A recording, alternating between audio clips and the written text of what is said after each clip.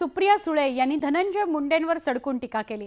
बरे झाले पक्ष फुटला, जो आपली बायको आणि मुलीच्या गाडीत बंदूक ठेवू शकतो अशा फालतू माणसाबरोबर काम करणं शक्य नाही, अशा शब्दात धनंजय मुंडेंचं नाव न घेता खासदार सुप्रिया सुळेंनी रविवारी त्यांच्यावर जोरदार हल्लाबोल केला। राज्यातील महायुतीच्या कारभारावर टीका करताना 100 दिवसात 1 विकेट गेली आहे, पुढच्या 6 महिन्यात थांबा, अजून 1 विकेट जाईल असा गौप्यस्फोटही त्यांनी करून टाकला। तसंच त्यांचं नाव आत्ताच जाहीर करणं योग्य नाही, पण जो बायकोच्या आड लपतो आणि सगळे उद्योग करतो, हिम्मत असेल तर समोर येऊन त्याने लढावं, ही लढाई खूप मोठी आहे असं खुलं आव्हानही सुप्रिया सुळेंनी दिलं। सुप्रिया सुळे यांनी केलेल्या गौप्यस्फोटामुळे नव्या चर्चा सुरू झालेल्या आहेत। राष्ट्रवादी काँग्रेस शरदचंद्र पवार पक्षाच्या आढावा बैठकीत त्या बोलत होत्या।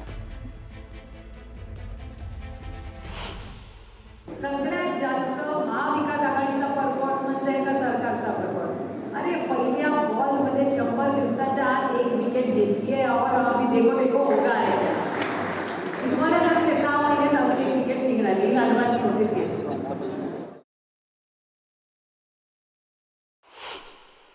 बरं झालं पक्ष फुटला, कारण का ते जर या पक्षात असते, मी त्या पक्षात असते तर ते तरी राहिले असते, नाही तर मी तरी राहिले असते। मी त्या पक्षात काम करू शकत नाही ते आता मानतो, आणि सगळ्या दुनियेला माहिती आहे की माझी लढाई त्यांच्याबरोबर पक्षात एक असतानाही होती।